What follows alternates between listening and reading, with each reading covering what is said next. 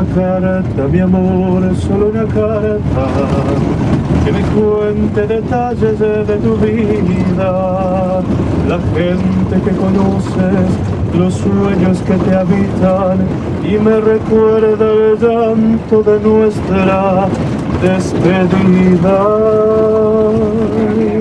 Una carta que diga que me extrañas más allá de todos los sentidos y que a pesar del tiempo que para todos pasa, no hay tiempo entre nosotros ni olvidos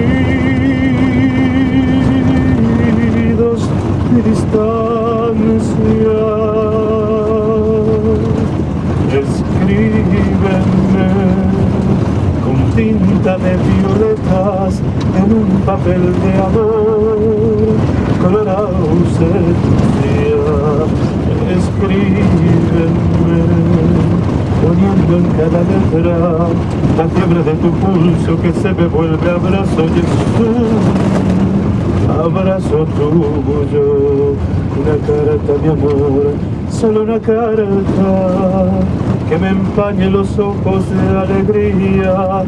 Una carta que diga que me extrañas, que me quieres y que sigue siendo mía, solo mía, siempre mía.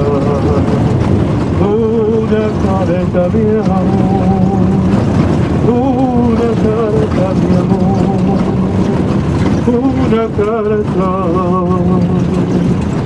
mi amor.